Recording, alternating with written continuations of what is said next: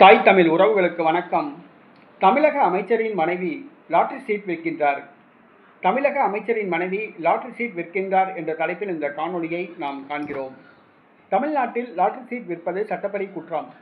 செல்வி ஜெயலலிதா தலைமையிலான அமைச்சரவை தமிழ்நாட்டில் ஆட்சி செய்த பொழுது லாட்டரி சீட்டுக்கு தடை விதிக்கப்பட்டது. தற்பொழுது வெளிமாநில லாட்டரிகள் தமிழ்நாட்டில் உலாவிக் கொண்டிருக்கின்றன. இது மிகப்பெரிய சவாலை ஏற்படுத்தியுள்ளது. இந்த சூழ்நிலையில் தமிழக அமைச்சரின் மனைவியே லாட்டரி சீட் விற்பனை செய்கிறார் என்ற ஒரு அதிர்ச்சி தகவல் வெளியாகியுள்ளது.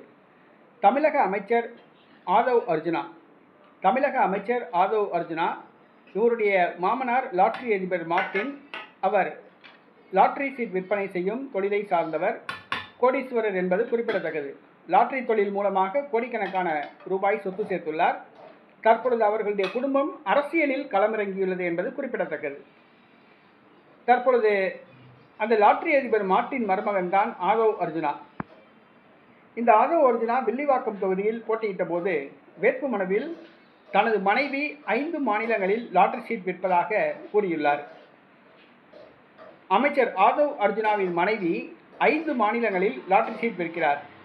பஞ்சாப், சிக்கிம், நாகாலாந்து, கோவா, அருணாச்சல பிரதேசம். பஞ்சாப், சிக்கிம், நாகாலாந்து, கோவா, அருணாச்சல பிரதேசம் ஆகிய 5 மாநிலங்களில் அவர் லாட்டரி சீட் விற்கின்றார் என்ற தகவலை வேட்புமனுவில் குறிப்பிட்டுள்ளார். ஆக தமிழக அமைச்சர் ஆதவ் அர்ஜுனாவின் மனைவி லாட்டரி சீட் விற்கும் தொழில் செய்கிறார் என்பது உறுதியாகியுள்ளது. லாட்டரி சீட் விற்கும் தொழில் சட்டவிரோத தொழில். அதில் வரும் தொகை சட்டவிரோத பணமாகும். தமிழ்நாட்டில் சட்டவிரோதமாக ஒழிக்கப்பட்டுள்ள அந்த லாட்டரி தொழிலை ஆதவ் அர்ஜுனா மனைவி வெளி மாநிலங்களில் செய்கிறார் என்பது குறிப்பிடத்தக்கது. இன்றைக்கி ஒரு அமைச்சருடைய மனைவியே லாட்டரி சீட் விற்கிறாங்கன்னா அது தமிழ்நாட்டுக்கு மிகப்பெரிய ஒரு அவமானமாகும்.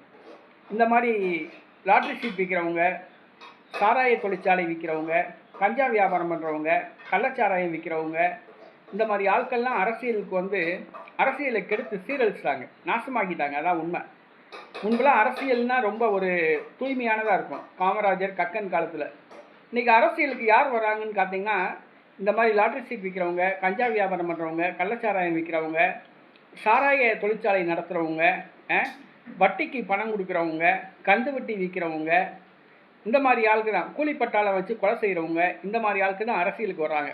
அரசியலையே கெடுத்து கேவலமாக்கிட்டாங்க. இன்றைக்கி லாட்டரி சீட் விற்கிற ஒரு பெண்ணோட கணவர் இன்றைக்கி தமிழ்நாட்டுக்கு அமைச்சராக இருக்காருன்னா தமிழ்நாட்டுக்கு மிகப்பெரிய அவமானம். இதை தவிர வேறு எதுவுமே கிடையாது. ஒரு அமைச்சருடைய மனைவியே லாட்டரி சீட் விற்கிறாங்கன்றப்போ தலையில் அடிச்சுக்க வேண்டியதாக இருக்குது.